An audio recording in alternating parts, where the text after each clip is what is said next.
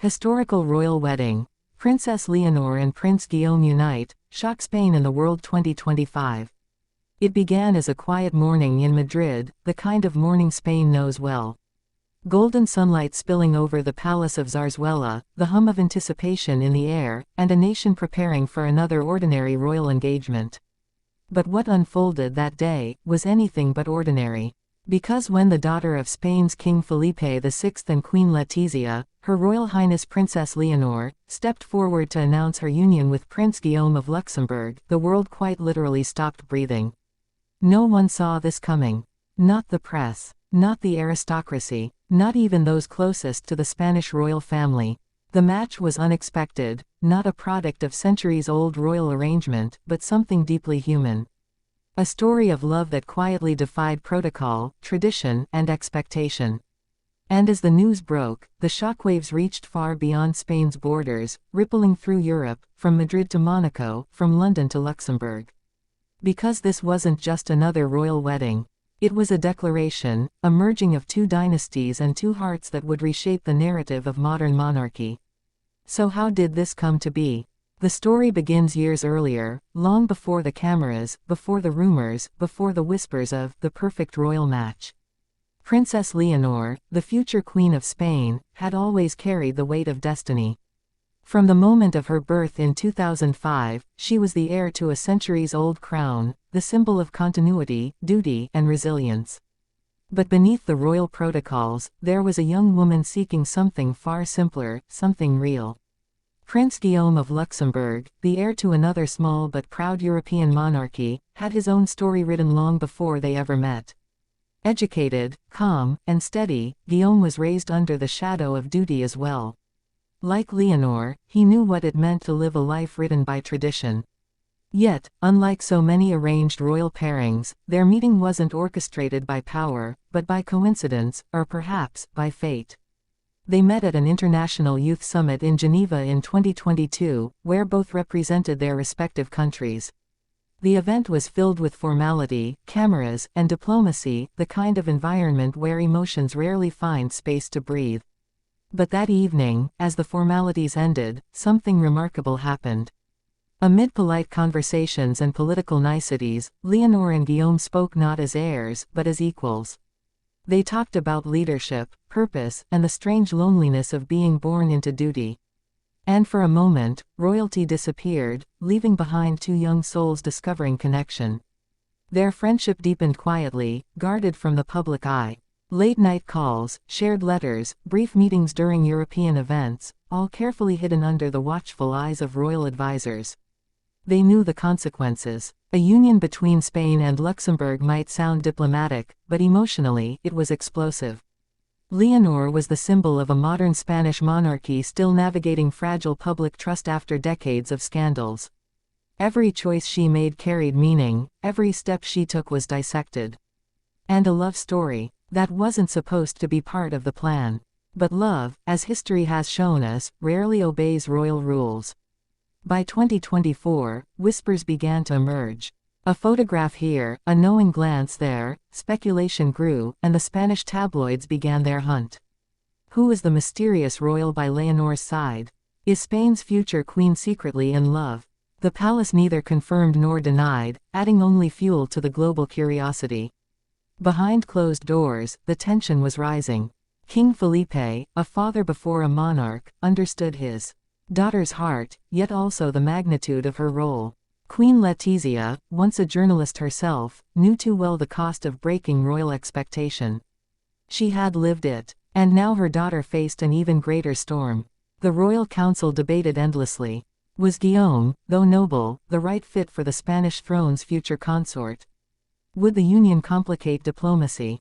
Could Spain's deeply traditionalists accept a cross-monarchical marriage of such scale? And then, in early 2025, the impossible happened. A letter surfaced, an official statement from Zarzuela Palace. The words were few, but they were enough to send shock through Europe. Their Majesties are delighted to announce the engagement of Her Royal Highness Princess Leonor of Spain to His Royal Highness Prince Guillaume of Luxembourg. In that moment, Spain froze. Social media erupted. News anchors stumbled over breaking headlines. Crowds gathered outside the palace gates in disbelief. The young princess who had once been seen as the quiet image of tradition had just rewritten the royal script. But this engagement wasn't just about romance, it was a statement. Leonor and Guillaume had chosen each other not through arrangement or political calculation, but through shared values and genuine affection. Their union symbolized the new Europe, modern, inclusive, and unafraid of love. As the months passed, the world watched every detail unfold. The engagement photos, taken in the rose gardens of La Zarzuela, captured not grandeur, but intimacy, a quiet glance, a shared laugh. Leonor wore a soft ivory gown, simple yet regal, echoing the tone of her mother's early style. Guillaume stood beside her, dignified and devoted. The wedding day arrived on a radiant spring morning in Madrid. Bells from El Medina Cathedral echoed across the capital, their sound mixing with cheers of thousands lining the streets. Flags of Spain and Luxembourg fluttered side by side, a sight few ever imagined. The air carried both nostalgia and renewal. Inside the cathedral, history was breathing. Royals from across Europe, the British Windsors, the Danish and Norwegian monarchies, the Grimaldis of Monaco, all gathered to witness a union that transcended politics. But all eyes were on one figure, Princess Leonor. As she walked down the aisle, escorted by her father King Felipe, emotion filled the air. Her gown shimmered with subtle embroidery of olive branches, the symbol of peace and unity. When she reached Guillaume, their eyes met with that unmistakable mix of love and understanding, two heirs, two nations, one promise. The archbishop's voice carried through the cathedral, solemn yet joyful. And as the words, "I do," resonated, a thunderous applause broke out, followed by tears across the royal pews. Even Queen Letizia, known for her composure, was seen brushing away a tear. Outside, the crowd erupted in joy. The moment Leonor and Guillaume appeared on the palace balcony, hand in hand, smiling toward the sea of flags and faces, it became instantly historic. Spain had a new royal couple. And for the first time in generations, the monarchy's story felt alive.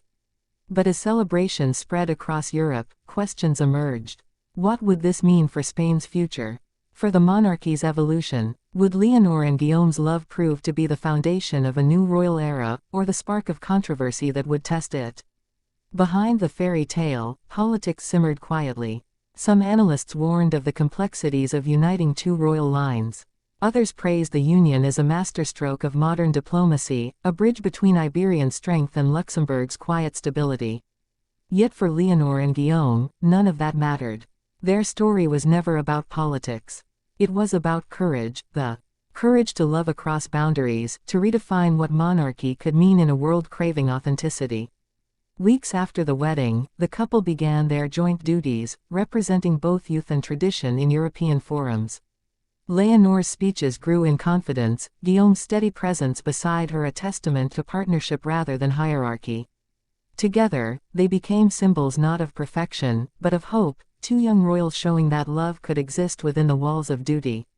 And perhaps that is why this wedding struck so deeply at the world's heart. It reminded millions that even within centuries-old traditions, humanity endures. That beneath the crowns, titles, and expectations, love still finds its way. Because in the end, history doesn't just remember rulers. It remembers the moments when they chose love over fear, authenticity over appearance, and unity over isolation. As the sun set over Madrid that unforgettable evening, and the cheers of the people faded into the night, one truth remained clear: Princess Leonor and Prince Guillaume had not only united two royal houses, they had reminded the world of something far greater. That even the most powerful bloodlines in the world are still guided by the quiet, unshakable force of love. And that is why, in 2025, the world stood still. Because history was not simply being written, it was being reborn.